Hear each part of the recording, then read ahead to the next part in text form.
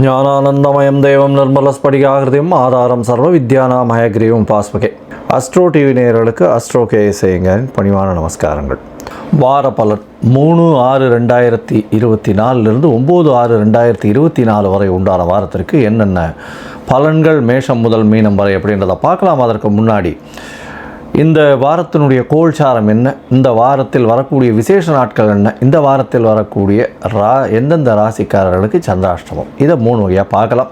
முதல்ல இந்த வாரத்தினுடைய கோல்சாரம் காலபுருஷ தத்துவத்தின் முதல் ராசியான மேஷ ராசியில் ஆட்சி பெற்ற செவ்வாய், ஆண் கிரகமான ஆட்சி பெற்ற செவ்வாயாக இருக்கிறது விசேஷம். ரிஷபத்தில் 4 கிரகங்கள், சூரியன், குரு, புதன், சுக்கிரன். கேது பகவான் கன்னியிலையும், கும்பத்தில் சனி பகவான், ராகு பகவான் மீனத்திலையும் இருக்கார். இந்த வாரத்தில் சந்திர பகவான் அஸ்வினி நட்சத்திரம் மேஷ ராசியிலிருந்து பூச நட்சத்திரம் கடக ராசி வரலும் போகிறார். இந்த 4 ராசிகள் மேஷம், ரிஷபம், மிதுனம், கடகம் 4 ராசிகள் பிரயாணிக்கிறார். இந்த வாரத்தில் பார்த்தாலேயானால் கிரகச்சாரங்கள் வேறு எதுவும் இல்லை, மாற்றங்கள் எதுவும் இல்லை. இதுதான் அதிவேகமாக செல்லக்கூடிய கோள்கள் தான் இருக்குது. அதாவது சந்திர பகவானுடைய மாற்றம் தான் இருக்குது. இந்த வாரத்தினுடைய கடைசியில், அதாவது 9ஆம் தேதி அன்னைக்கு ஞாயிற்றுக்கிழமை சாயந்தரம் புத பகவான் தன்னுடைய வீட்டுக்கு ஆட்சி பெற போகிறார். அதாவது ரிஷபத்திலிருந்து மிதுனத்துக்கு போகிறார். இந்த வாரத்தில் வரக்கூடிய விசேஷ நாட்கள் அப்படின்னு பார்த்தோமேனால் 3ஆம் தேதி திங்கட்கிழமை 3/6/2024 வாஸ்து புருஷன் கண் விழிக்கும் நாள் அப்படின்னு போட்டிருக்கும். வாஸ்து புருஷன் கண் விழிக்கிறது அப்படின்னா அந்த காலகட்டத்தில் கிரகப்பிரவேசம் பண்ணுறது, மனை கோல் ஊன்றது, அதை தவிர அஸ்திவாரம் தோன்றது, இதெல்லாம் அந்த காலகட்டத்தில் பண்ணும் பொழுது அந்த ப்ராஜெக்டு எல்லாமே சக்ஸஸ்ஃபுல்லாக முடியும் அப்படின்றது ஜோதிட சாஸ்திரத்தில் சொல்லியிருக்கு. வாஸ்து பகவான் அப்படின்றவர் ஒரு வருஷத்தில் ஒரு 8 தடவை தான் கண் விழிப்பார். அந்த காலகட்டத்தில் எந்த வித தோஷமும் கிடையாது.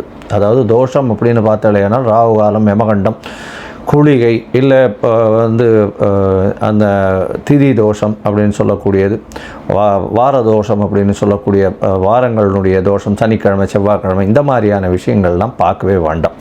அது தவிர அஷ்டமி, நவமி திதிகள் அதனுடைய தோஷங்கள் இருந்தாலும் பார்க்க தேவையில்லை.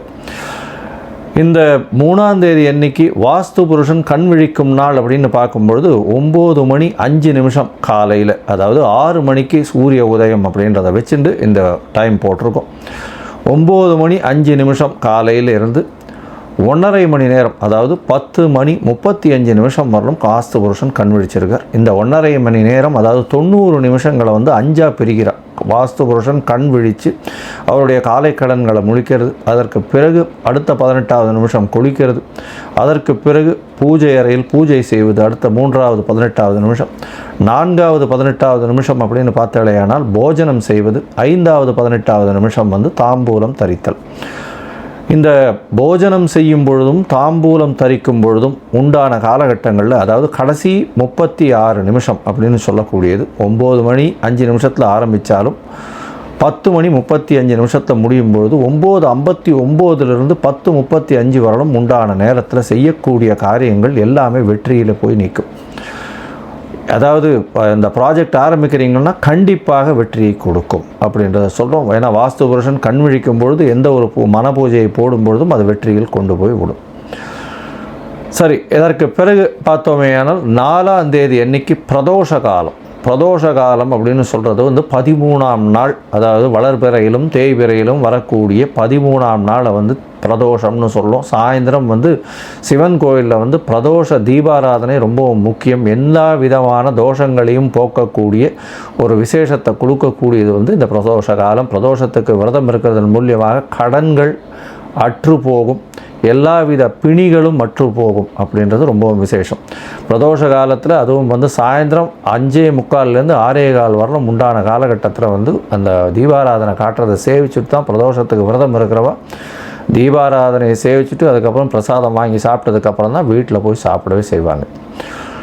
அன்னைக்கு மொத்தம் பட்னியாக இருக்கிறது, அதாவது உபவாசம் இருக்கிறது பெரிய விசேஷம். பிரதோஷத்தின் மூலியமாக நினைத்த காரியங்கள் கண்டிப்பாக நிறைவேறும். இப்போ வர்றது அடுத்து அமாவாசை வர்றதுனால தேய்பிறை பிரதோஷமாக இருக்குது. அதனால் எந்த ஒரு விஷயத்தையும் தன்னை விட்டு அகல வேண்டும்ன்றதை வேண்டிக்கிறது ரொம்பவும் விசேஷம். அதாவது தன்கிட்ட இருக்கக்கூடிய கடன் அகல வேண்டும், பிணி அகல வேண்டும், தனக்கு பிரச்சனைகள் இல்லாமல் இருக்க வேண்டும், இந்த மாதிரி வேண்டிட்டு இருக்கிறது பெரிய விசேஷத்தை கொடுக்கும். இந்த வாரத்தில் பார்த்தீங்கன்னா 6ஆம் தேதி அன்னைக்கு அமாவாசை, அதாவது சூரியனும் சந்திரனும் ஒரே பாகையில் வரக்கூடிய நாள் அமாவாசைன்னு சொல்கிறோம். இது ஒரு பெரிய விசேஷத்தை கொடுக்கக்கூடிய காலகட்டம். அதாவது மூதாதையர்களுக்கு செய்ய வேண்டிய கடமைகளை செய்யணும், தாய் தகப்பனார் பித்திருக்களுக்கு செய்ய வேண்டிய கடமைகளை செய்யணும் அப்படின்றத நினைவுறுத்துறதும், சூன்ய திதின்றதுனால எல்லா விதமான விஷயங்களையும் விட்டுட்டு மூதாதையர்களுக்கு செய்ய வேண்டிய கடமைகளை மட்டும் செய்யணும் அப்படின்றது இந்த ஒரு நாளில் குறிக்கப்பட்டிருக்கு. இந்த வாரத்தில் பார்த்தீங்கன்னா இந்த எல்லா விதமான ஏற்றங்களும் இருக்கக்கூடியதாக இருக்குது. இந்த வாரத்தில் ராசிகளை பொறுத்தவரையிலும் கன்னி, துலாம், விருச்சிகம், தனுசு இந்த 4 ராசிக்காரர்களுக்கு சந்திராஷ்டம காலம். சந்திராஷ்டமம்னா உங்களுடைய பிறந்த ராசியிலிருந்து 8ஆம் இடத்துல சந்திர பகவான் மறையும் பொழுது சந்திராஷ்டமம்னு சொல்கிறோம். சந்திரன் அப்படின்னு சொல்லக்கூடியவர் மதிகாரகன் மறைந்து இருக்கக்கூடிய காலகட்டத்தில் கண்டிப்பாக மதி மயங்கக்கூடும், தவறான முடிவுகள் எடுக்கக்கூடும். அதனால் முடிஞ்ச வரலும் இந்த காலகட்டங்களை தவிர்ப்பது நல்லது. வெளியூர் வெளிமாநில பிரயாணங்களையும் தவிர்ப்பது நல்லது. இந்த காலகட்டத்தில் உங்களால் முடிஞ்சதுன்னா அருகில் இருக்கக்கூடிய கோசாலையில் போய் அகத்திக்கீரை கட்டு ஒரு பசுமாட்டுக்கு கொடுத்துட்டு வாங்க. இதன் மூலியமாக சந்திர பகவானுக்கு உண்டான பரிகாரம்னு சொல்லக்கூடியது இது. அதனால் சந்திராஷ்டமத்தின் தாக்கம் வெகுவாக குறையும். இப்போ என்னுடைய மொபைல் நம்பர் ஸ்க்ராலிங்கில் கீழே வந்துட்டுருக்கோம். உங்களுக்கு எனக்கு அஸ்ட்ராலாஜிக்கல் கன்சல்ட் தேவைப்படுமாயின் நீங்கள் உங்களுடைய date, time, place of birth, உங்களுடைய நேம், பேரண்ட்ஸ் நேம் இதெல்லாம் அனுப்பிச்சிடனா. சந்தி இருக்கான்னு முதல்ல பார்க்கணும். அதாவது பாத சந்தி, சந்திரனுடைய பாத சந்தி எந்த ராசியோ அந்த ராசியில் இருக்கக்கூடிய பாத சந்தி இருக்கான்றதை பார்க்கணும். லக்ன சந்தி இருக்கான்றதை பார்க்கணும். அதற்கப்புறம் உங்களுடைய ஜாதகத்தை போட்டு நீங்கள் என்ன நட்சத்திரத்தில் இருக்கீங்க, என்ன பாதத்தில் இருக்கேன்றதை பார்த்துட்டு கோச்சார பிரகாரம் இன்றைய நிலைமை எப்படி இருக்குது, உங்களுடைய தசாபுக்தி அந்தரம் சூக்ஷ்மம்லாம் எப்படி இருக்குன்றதை பார்த்துட்டு அதற்கு உண்டான பலன்கள் என்ன அப்படின்றதையும் அதற்கு உண்டான பரிகாரங்கள் எளிய வகையில் என்ன அப்படின்றதையும் சொல்கிறேன். என்னுடைய கட்டணம் என்னன்றதையும் அதில் சொல்கிறேன். இப்போது மேஷம் முதல் மீனம் வரை 3/6/2024 9/6/2024 வரலும் உண்டான வாரத்திற்கு என்னென்ன பலன்னு பார்க்கலாம். கடகம், புனர்பூசம், பூசம், ஆயில்யம் இந்த 3 நட்சத்திரம் 9 பாதங்களை கொண்ட ராசி. ராசியின் அதிபதி சந்திர பகவான் அதிவேகமாக செல்லக்கூடியவர். இந்த வாரத்தில் பார்த்தீங்கன்னா உங்களுடைய ராசிக்கு 8ஆம் இடத்துல சனி பகவான் இருக்கார். 8ஆம் இடத்துல சனி பகவான் இருந்தாலே அதுவே அஷ்டமத்தில் சனியாக இருக்கே, என்ன சாமி இது, இந்த பிரச்சனைகள்லாம் எப்படி ஃபேஸ் பண்ண போகிறோம்னு நினைக்க வேண்டாம். 11ஆம் இடம் வலுத்து போயிருக்கு. 11ஆம் இடத்துல சூரிய பகவான், புதன், குரு மற்றும் சுக்கிரன் இருக்கிறது. 11ஆம் அதிபதி 11ஆம் இடத்துல ஆட்சி பெற்று இருக்கிறது பெரிய விசேஷம். புதிய தொழில் கிடைக்கக்கூடிய வாய்ப்பு உண்டு, புதிய வேலை அமையக்கூடிய வாய்ப்புகள் உண்டு. வேலைக்காக வீட்டை விட்டு வெளியில் பிரயாணம் செல்ல வேண்டிய காலகட்டமாக அமைய போகிறது. இந்த வாரத்தில் பார்த்தோன்னா உங்களுடைய ராசிக்கு 8ஆம் இடத்துல சனி பகவான் இருக்கிறதுனால சிறு சிறு பிரச்சனைகள் உடல் நலத்தில் இருக்கக்கூடும். தொழிலில் மாறுதல்கள் ஏற்படக்கூடிய வாய்ப்புகள் இந்த வாரத்தில் வரும்.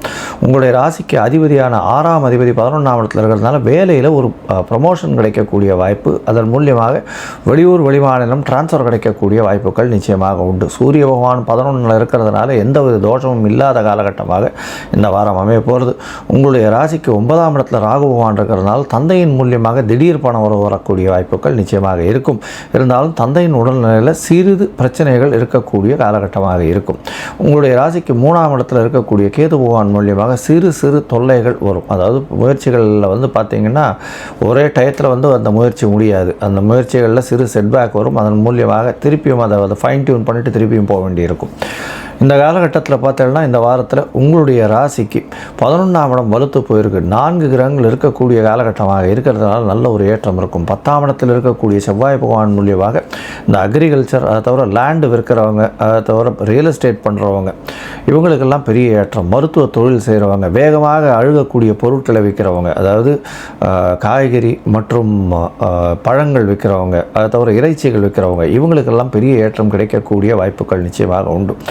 இந்த வாரத்தில் பார்த்தீங்களேயானால் 10ஆம் இடத்தில் இருக்கக்கூடிய செவ்வாய் மூலியமாக புதுசாக ஒரு இடம் வாங்கக்கூடிய வாய்ப்புகள் உண்டு. இடம் நிலம் வாங்கக்கூடிய வாய்ப்புகள் உண்டு. தொழில் பெரிய ஏற்றத்தை கிடைக்கக்கூடிய வாய்ப்புகள் உண்டு. சமையல் கலை வல்லுநர்களுக்கு பெரிய ஏற்றம் கிடைக்கக்கூடிய வாய்ப்பாக இந்த வாரம் அமையிறது. இந்த வாரத்தில் உங்களுடைய ராசிக்கு சந்திர பகவான் உங்களுடைய ராசிநாதனே 10ஆம் இடத்துல இந்த வாரத்தை ஆரம்பிக்கிறார். ராசிநாதனே 10ஆம் இடத்துல இருக்கிறதுனாலையும் செவ்வாயோட சம்பந்தப்படுறதுனாலையும் எல்லா விதத்திலும் வெற்றி பெறக்கூடிய வாய்ப்புகள் உண்டு. ஏன்னா இந்த ரியல் எஸ்டேட் பண்ணுறவாளுக்கு திடீர் ராஜயோகம் வரக்கூடிய வாய்ப்புகள் நிச்சயமாக இருக்கும். செவ்வாயும் சந்திரனும் சேர்ந்து சந்திரமங்கல யோகம் அமையிறது. அதை தவிர 10ஆம் இடத்துல ஆட்சி பெற்று போயிருக்கிறது, திக்பலம் பெறுறது செவ்வாய்க்கு பெரிய ஏற்றம். இந்த காலகட்டத்தில் நீங்கள் எடுக்கக்கூடிய ப்ராஜெக்ட்ஸ் எல்லாமே வெற்றி பெறக்கூடிய வாய்ப்புகள் நிச்சயமாக உண்டு. உங்களுடைய ராசிக்கு பார்த்தலையானால் 3/6/2024 5/6/2024 காலை ஒரு 4:15 மணி வரலும் சந்திர பகவான் உங்களுடைய ராசிக்கு 10ல் இருக்கார். அதற்கு பிறகு 11ஆம் இடத்துல சந்திர பகவான் போகிறார். சந்திர பகவான் 7ஆம் தேதி கார்த்தால 9:45 வரலும் இருக்கக்கூடிய காலகட்டமாக அமைகிறது. 11ஆம் இடத்துல 5 கிரகங்கள் இருக்குது. 5 கிரகங்கள் இருக்கக்கூடிய காலகட்டமாக இருக்குது. இதன் மூலியமாக பார்த்தலையானால் நீங்கள் நினைத்த காரியங்கள் அனைத்தும் வெற்றி பெறக்கூடிய வாய்ப்புகள் உண்டு. குடும்பத்தில் நல்ல ஒரு மகிழ்ச்சிகரமான சுப சம்பவங்கள் நிறையக்கூடிய வாய்ப்புகள் நிச்சயமாக உண்டு. பேச்சில் நல்ல இனிமை இருக்கும். அதை தவிர அரசாங்கத்தில் நல்ல ஒரு ஆளுமை கிடைக்கக்கூடிய காலகட்டமாக இந்த வாரம் அமைய போகிறது. அரசாங்கத்தில் பார்த்தலையானால் உங்களுக்கு ஒரு பெரிய ஏற்றம் கிடைக்க போகிறது. ஏன்னா 11ஆம் இடம் திடீர் ராஜயோகத்தை உங்களுக்கு கொடுத்தே தீரும். அதுவும் இந்த கடகராசிக்காரர்கள் அரசியல் சார்ந்து இல்லைன்னா அரசு பணிகளில் இருக்கிறவாளுக்கெல்லாம் திடீர் ராஜயோகம் கிடைக்க போகிறது இந்த வாரத்தில். உங்களுடைய ராசிக்கு பார்த்தலையானால் 7ஆம் தேதியிலிருந்து 9ஆம் தேதி மாலை ஒரு 4:45 மணி வரலும் உங்களுடைய ராசிக்கு 12ஆம் இடத்துல சந்திர பகவான் போகிறார். உடல் நலத்தில் சற்று தொய்வு இருக்கக்கூடிய காலகட்டமாக அமையிறது.